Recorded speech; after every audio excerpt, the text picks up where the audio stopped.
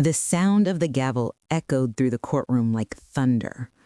"Mr. Klain," the judge said coldly, "do you understand that you are being asked to pay child support for the minor in question?" My sister, Claire, tightened her hold on my husband's hand. Standing beside him, chin slightly raised, she spoke with a shaky, well-practiced voice. "She agreed to take responsibility," Claire said confidently. "After all, the child was conceived during their marriage." From the gallery, my mother nodded through glistening tears. Not for me, but for them. My father's face was carved with disappointment. I, however, smiled. They thought that was the moment I finally broke. But I hadn't. Not even close. Claire had always wanted what belonged to me. My clothes, my friends, my parents' praise, and now my husband. I used to think her jealousy was harmless, something she'd grow out of. But envy, when fed for too long, turns into something far darker. Hunger. Ethan and I got married 5 years ago. He was charming, composed, and quiet, the kind of man people mistook for being kind. So did I. He used to call me his calm in the storm. I thought that meant love. I didn't realize it meant convenience. The betrayal started small. Her name would come up too often in his conversations. Her calls, her texts, always some excuse. "She just needs advice," he'd say. "She's lonely." I wanted to believe him until I found her name on a hotel invoice under his business trip. Same date, same suite, 2 nights. When I confronted him, he didn't deny it.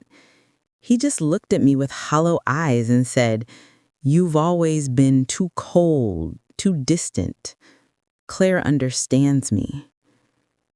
It wasn't just betrayal. It was humiliation. I didn't cry. Not once. Tears are currency to people like them, and I had already paid too much. For the next 6 months, I said nothing. No fights, no drama.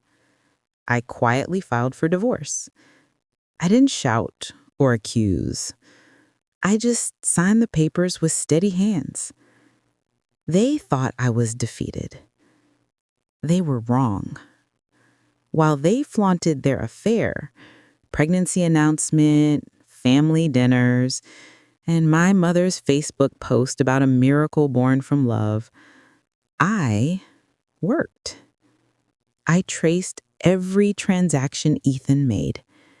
I reviewed his business accounts, and I found it, the money trail. He had taken a loan using my name. Fraud, clear as day, with his signature and date on every page. So when I handed him the pen during our divorce settlement, I smiled. The document gave him everything: the house, the car, the company. All the assets were legally under his name now, not mine. What he didn't realize was that I had already filed a fraud report connecting all of it to him. He inherited the mess, and I walked away clean. 2 months later, the baby was born, a girl. My parents begged me to visit, to make peace. I went, not out of love, but curiosity. Claire looked radiant, that smug glow only new mothers and thieves wear. She handed me the baby and smiled. "You can hold her. She's your family, too." I leaned in close and whispered, "Family is earned, Claire, not stolen." Then came the court summons.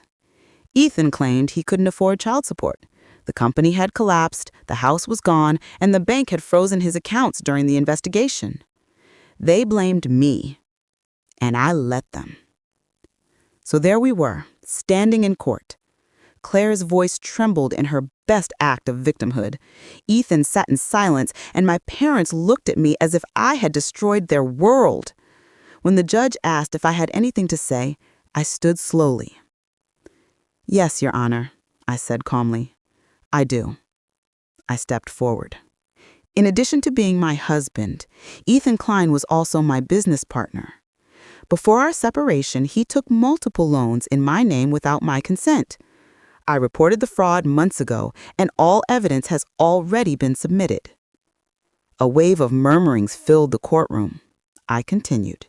As for the child, I wish her no harm, but I will not fund deception. Every document, every transfer, every transaction, all were orchestrated by Ethan and Claire. I can provide proof under oath. Claire went pale. Ethan's hands trembled. The judge called for order, but it was too late. The truth had landed. Their lawyer stumbled over his words. My parents turned toward me, confusion replacing their anger. Claire whispered something frantic to Ethan, but I didn't care to listen. I just watched the realization settle, that their new life was built entirely on a foundation of fraud that would take years to unravel. The court recessed. Reporters swarmed outside. I walked past them quietly. Behind me, I heard my mother call my name, begging me to fix what they had destroyed. I didn't turn back. Not this time.